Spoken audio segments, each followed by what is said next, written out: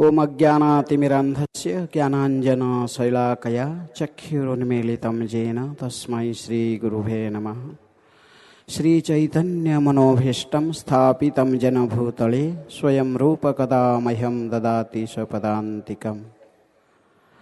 नमो ओं विष्णुपदाय कृष्णप्रेष्ठाय भूतले श्रीमते भक्तिवेदान्त स्वामिनिति नमिने। नमस्ते सारस्वते देवे गौरवाणी प्रचारिणे निर्विशेषः शून्यवादी पाश्चात्यदेशतारिणे। नमो महावदान्याय कृष्ण प्रेम प्रदायते कृष्णाय कृष्ण चैतन्य नामिने गौरदेशै नमः। हे कृष्ण करुणा सिंधु दीनबंधु जगत्पते गोपीशः गोपिकाकान्त राधाकान्त नमस्तुते। तप्त कांचन गौरांगी राधे वृंदावनेश्वरी वृषभानुसुते देवी प्रणमामि हरिप्रिये। नीलाचल निवासाय नित्याय परमात्मने बलभद्र सुभद्राभ्यां जगन्नाथाय ते नमः। वाञ्छा कल्पतरुभ्यश्च कृपा सिन्धुभ्येव च पतितानां पावनेभ्यो वैष्णवेभ्यो नमो नमः। श्री कृष्ण चैतन्य प्रभु नित्यानंद श्री अद्वैत गदाधर शिवासादि गौर भक्त वृंद।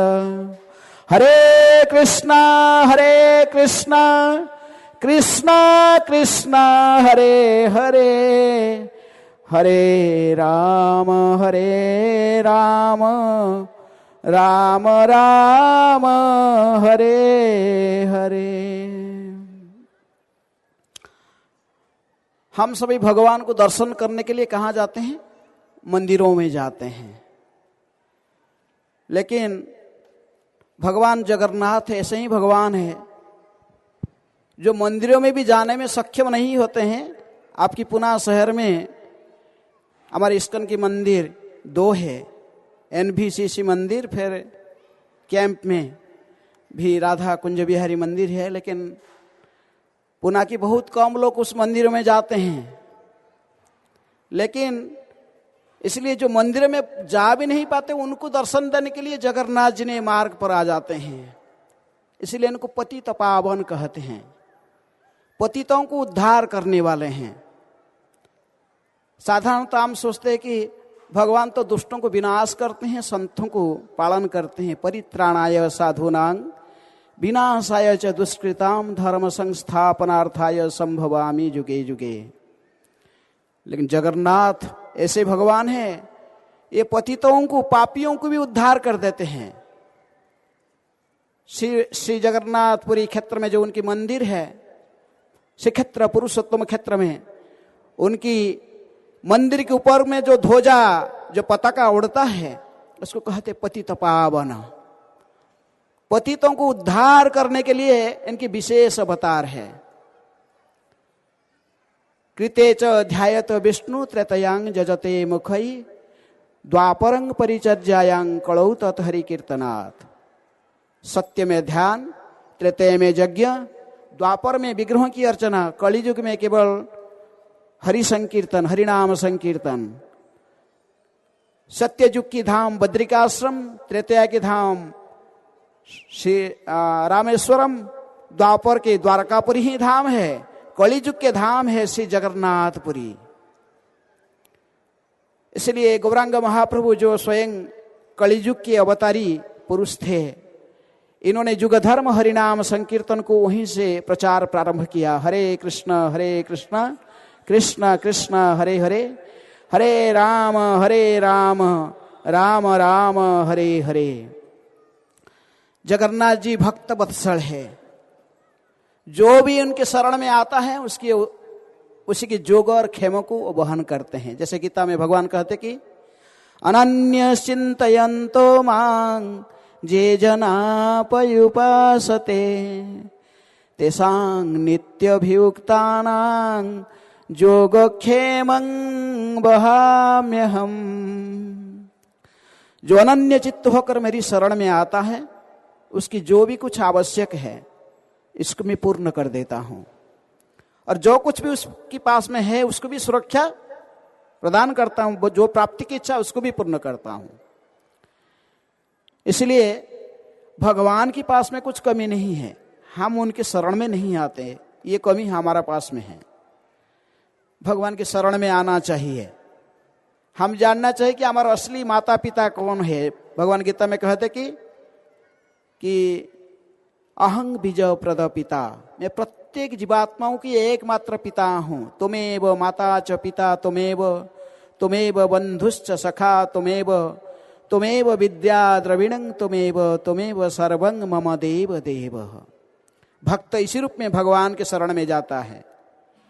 आप तो इस पवित्र भूमि महाराष्ट्र के ही निवासी हो, और आप पुणे से ही थोड़े दूर में ही देहू गांव, जहां पर महान संत तुकाराम जी की आविर्भाव हुआ था, और तुकाराम जी को लेने के लिए बैकुंठ से विमान पधारा था।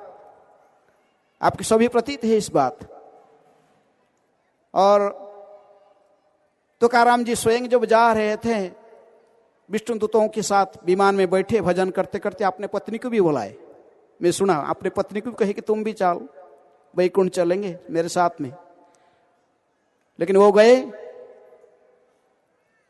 तो ऐसा ही यदि अभी विमान यहां पर आ जाएगा, जगन्नाथ जी आपके ऊपर प्रसन्न हो जाएंगे और विमान इधर आ जाएगा, कहे कि यहीं से जाना है, घर में लौटना नहीं, यहीं से विमान में बैठो और आपको सीधे ले जाएंगे। हम कहां ले जाएंगे? वैकुंठ में जाएंगे। आपको जन्म मृत्यु, संसार से मुक्त हो जाओगे, जन्म मृत्यु जरा व्याधि और आपको नहीं सताएगा। चलो सब, कितने लोग जाने के लिए तैयार हो? घर में भी नहीं जाना, यहीं से जाना, यहीं से ही विमान में चलना, बैठना और जाना, और घर में लौटना नहीं। फिर ये नहीं कि आप गए कहीं और फिर वापस आ जाओगे। जदगत्वा न निवर्तन्ते तद्धाम परमं मम, उस परम धाम ऐसा है जहां जाने से फिर लौटना नहीं पड़ता, फिर घर में आने नहीं दिया जाएगा, वहीं रहना पड़ेगा। बहुत अच्छा है कि बहुत लोग, कम से कम मेजॉरिटी लोग हाथ उठाए कि सब भगवत धाम जाना चाहते हैं, क्योंकि जानते भगवान भक्तों को संपूर्ण सुरक्षा, सभी प्रकार की सुरक्षा प्रदान करते हैं जो भी उनकी शरण में आता है। भगवान जगन्नाथ जी अपने मंदिर छोड़कर आप रोड में आ गए आज, किस लिए? आप सभी को दर्शन देने के लिए, आप सबको बुलाने के लिए। आइए मेरे मंदिर में, आप लोग कहां छुपे हो? पुणे की गलियों में से मंदिर में पधारो। जगन्नाथ जी की विशेष महिमा किसके? उनके प्रसाद खाने में।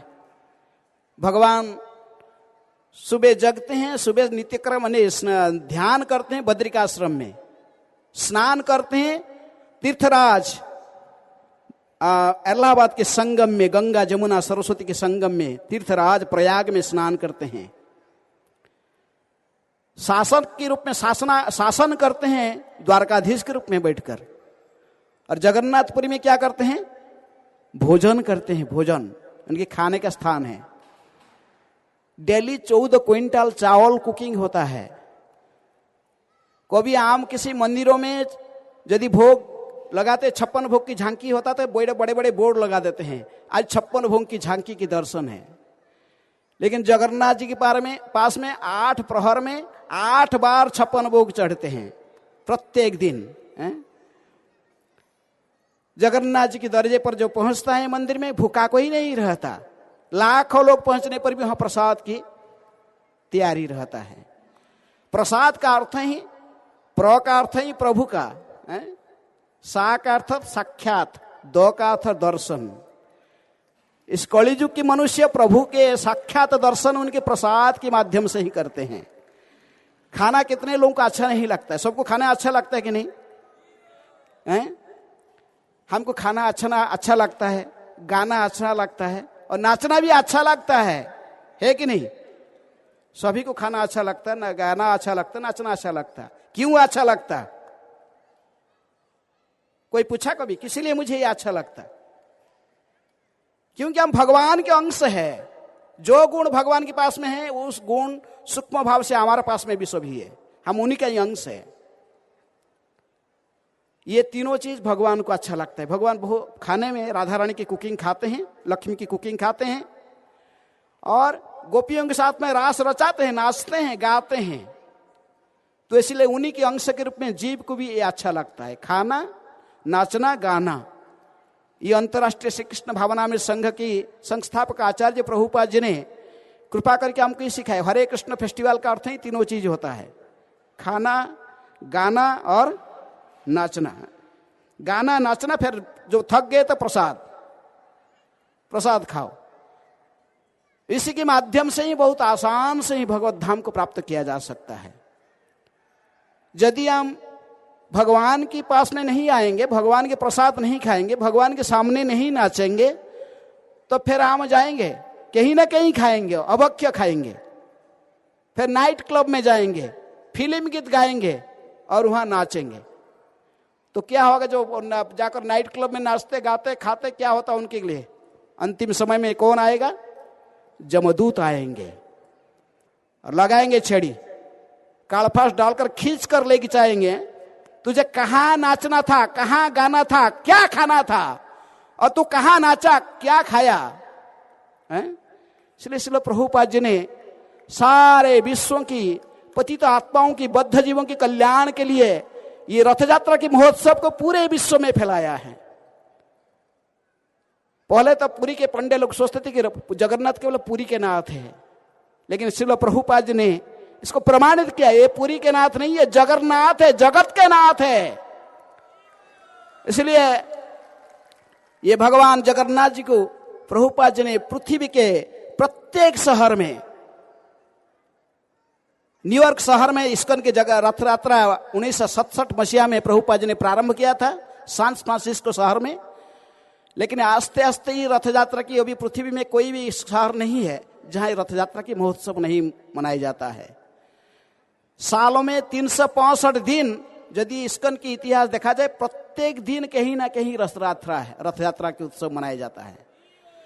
आज आपकी पुणे के शहर में रथ यात्रा है, आज भी यूपी के मेरठ के रथ यात्रा है, अभी 25 में झांसी में रथ यात्रा है, आपके बाजू में बॉम्बे शहर में साल में 30 दिन में प्राय 30 रथ यात्रा निकलता है कहीं ना कहीं। चौपाटी की मंदिर की तरफ से, जुहू मंदिर की तरफ से, मीरा रोड की तरफ से। दिल्ली में भी ऐसा ही प्रत्येक कम से कम साल में 25-30 रथ यात्रा भिन्न भिन्न एरिया में निकलता है।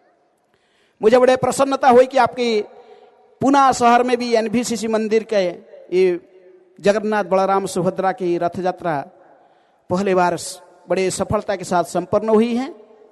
लेकिन जगन्नाथ जी ने आए आपको निमंत्रण देने के लिए, सभी पधारिए मंदिर में, जगन्नाथ जी के पास आई है। इसलिए जगन्नाथ जी ने आपको बुलाने के लिए आए हैं, मार्ग पर आकर सभी को निमंत्रण दिए। दोनों हाथ आगे बढ़ाते हुए जगन्नाथ बुला रहे, आओ मेरी शरण में, सर्वधर्मान परित्यज्य माम एकं शरणं ब्रज, मेरी शरण में आओ। शास्त्र में कहता है कि जगन्नाथ जी ऐसे ही भगवान हैं, केवल दर्शन देकर ही बद्ध जीवों को उद्धार कर देते हैं। जत्र साक्षात जगन्नाथ शंख चक्र गदाधर, जंतु दर्शनात् मुक्ति सददाति कृपानिधि। जगन्नाथ कृपा की सागर है। केवल जंतु जो बद्धजीव है, इनको दर्शन करके ही जन्म मुक्ति संसार से मुक्त हो जाते हैं। विश्वासे पाइबे कृष्ण तर्के बहुदूर। शास्त्र के वचन में जिसको श्रद्धा है वो जगन्नाथ जी को बहुत आसान से ही प्राप्त कर सकता है। कहते कि रथे तो वामनं दृष्ट्वा, पद्म पुराण में कहा गया, रथेषु वामनं दृष्ट्वा पुनर्जन्म न विद्यते। जगन्नाथ जी को अपने रथ पर आरूढ़ होते हुए भाई बहन सुभद्रा बलराम के साथ यदि कोई उनको दर्शन करता है, जो इनके रथ को खींचता है, रस्सी को खींचता है, जो इनके साथ में सामने नाचता है, गाता है, जो इनके प्रसाद भी खाता है, ये सभी जन्म मुक्ति संसार से मुक्त हो जाते हैं। जगन्नाथ जी इसलिए पतित पावन है, पतितों को उद्धार करते हैं। इस कलिजुग के मनुष्य सारे पतित आत्मा है। प्रायण अल्पायुष सभ्य कलौ अस्मिन् जुगे जना मंदसु मंद मतयो मंद भाग्य उपादृतः। ऐसे ही अभागे कलिजुग के मनुष्यों के लिए भगवान जगन्नाथ जी की विशेष ये रथ यात्रा के महोत्सव प्रभुपाद जी ने पूरे विश्व में प्रचलित किया है। और जगन्नाथ जी कैसे दर्शन देकर ही मुक्त कर देते हैं, इसके बारे में एक पंडित को संदेह था। जगन्नाथ जी की एक दो छोटा छोटा कथा कहकर मैं वक्तव्य को समाप्त करूंगा। जगन्नाथ जी कैसे भक्त वत्सल है। मिथिला नगरी में एक महान दिग्विजय पंडित रहता था, उदयन मिश्र उसके नाम था। वो सोच रहा था कि ये कैसा है, दर्शन करते ही कैसे व्यक्ति मुक्त हो जाएगा, थोड़ा इसको परीक्षा कर लेना चाहिए। उसको अभिमान था, मैं ब्राह्मण हूं, दिग्विजय पंडित हूं।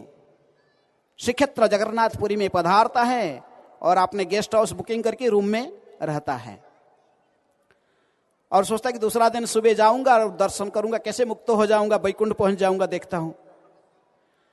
लेकिन जगन्नाथ जी को इस नास्तिक व्यक्ति की भावना को पता लगा, इसलिए उन्होंने उस दिन सुबह और दरजा नहीं खुला मंदिर के। कितनी भी प्रयास करने पर गजपति राजा अपने हाथी घोड़े अपने सैनिकों को लाकर कितने भी प्रयास किए, दरजा नहीं खोला।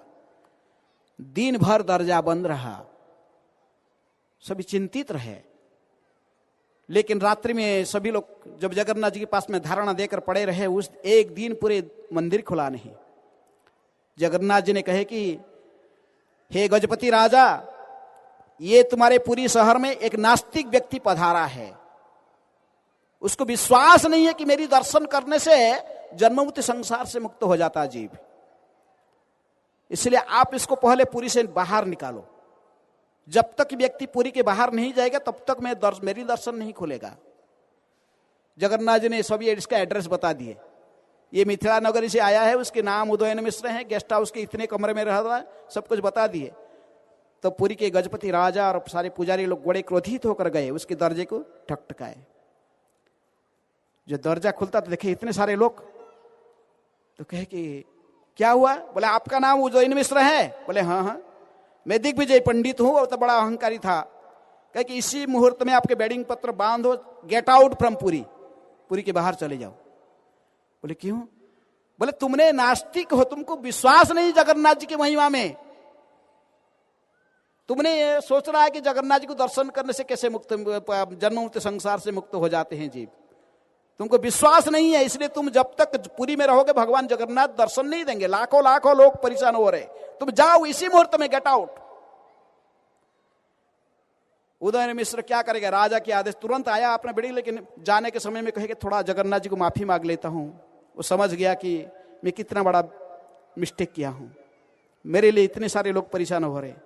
आकर प्रणाम करके ही कहा कि हे प्रभु, हे पतित पावन, हे जगन्नाथ, मेरे अपराध क्षमा कीजिए, मैंने इतनी बड़ी अपराधी हूं और मैं अभी आपकी धाम छोड़कर जा रहा हूं। आप इस पतितों को उद्धार करने के लिए अवतार लिए, लेकिन मैं भी तो वही पतितों की लिस्ट में से एक था, मेरे अहंकार आज चूर चूर हो चुका है, आप मुझे क्षमा कीजिए। ऐसे ही रो रो कर जो उठकर खड़ा हो रहा था, तुरंत ही जगन्नाथ जी के दरजा खुल गए, जगन्नाथ मंदिर के दरजा खुल गए। जय जय श्री जगन्नाथ बलदेव सुभद्रा महारानी की जय। इसलिए हमें विश्वास होना चाहिए। जो विश्वास के साथ भगवान जगन्नाथ जी को दर्शन करता है, उनकी रथ यात्रा में भाग लेता है, उनके प्रसाद खाता है, सभी की उद्धार होता है, इसमें कोई शंका नहीं होना चाहिए। भगवान जगन्नाथ अपने भक्तों की जोगोक्षेम को वहन करते हैं, जो उनके शरण में आता है।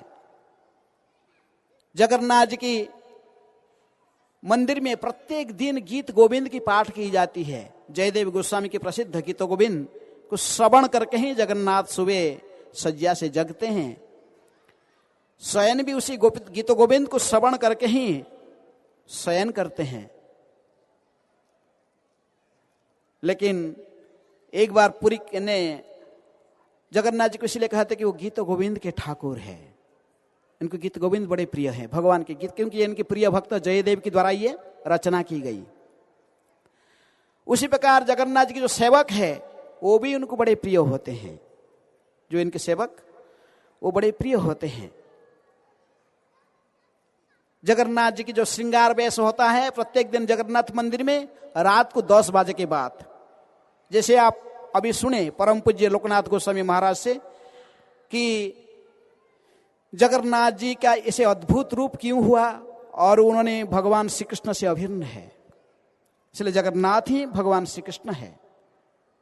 भगवान श्री कृष्ण रात को जाते हैं रास रचाने के लिए, इसलिए जगन्नाथ जी की जो सबसे बड़ा उत्तम जो फूल के श्रृंगार, बड़ा श्रृंगार वेश होता है, वो रात को 11 बजे 10 बजे के बाद पुरी के गजपति राजा प्रत्येक दिन सुबह जाते हैं, जगन्नाथ जी को दर्शन करके अपने सिंहासन में बैठते हैं। लेकिन एक दिन ऐसे भूल गए, दर्शन करने के लिए सुबह नहीं आए, बड़े बिजी थे, इसलिए रात्रि में शयन का पहले आए। जगन्नाथ जी की पूरे श्रृंगार को उतारा गया था नया श्रृंगार पहनाने के लिए, लेकिन राजा जब आते तो इनको माला चाहिए, महाप्रसाद की माला। पुजारी लोग देखें अभी तो कोई महाप्रसाद की माला नहीं है, गजपति राजा को क्या पहनाएंगे। तो जो पुजारी था जगन्नाथ का ड्रेसिंग करने का, जो जिसकी ड्यूटी था, तिलच्छ महापात्र उसके नाम था, उन्होंने क्या किया, अपने गला की माला उतारकर फिर जगन्नाथ जी के गले में डाल दिया। जो राजा सामने आ गए, राजा के सामने जगन्नाथ जी के गले की माला उतारकर फिर राजा को पहना दिया। लेकिन वो जल्दी जल्दी माला उतारते, बड़ा शिखा था, शिखा से 2-4 बाढ़ पटक के भी वो माला में घुस गए थे। राजा तो उस समय इसको देखा नहीं, माला पहनकर अपने घर में गया। लेकिन घर में जब शयन करने के लिए जा रहा था, माला को अपने टेबल पर रखने के समय देखा कि इसमें बाढ़ है, 7-8 बाढ़। बोला ये बाढ़ कैसे आ गया इस जगन्नाथ जी की माला में। समझ गया माला को पहले कोई पहना हुआ है।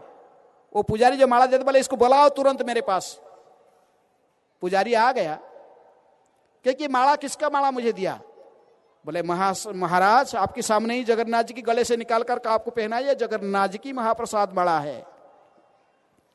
बोले अच्छा जगन्नाथ जी का महाप्रसाद माला है, तो इसमें बाल कहां से आया। देखिए बाल कहां से है, 7-8-10 बाल इसमें है। बोले महाराज ये तो जगन्नाथ जी का ही सिर के बाल होगा। राजा ने कहे कि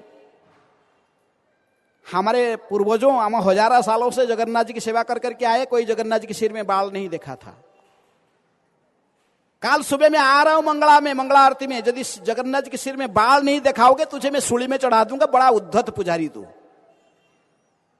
तो पुजारी तो कंप किया भय से, क्या करेगा। आकर जगन्नाथ जी की ड्रेसिंग तो करना था, उसको ड्रेसिंग करके रो रो कर कहा कि हे प्रभु आप सब कुछ जानते हो, मैं क्या करूं। माला नहीं देने से भी राजा क्रोधित होता था, अभी माला कैसे दिया आपको पता है।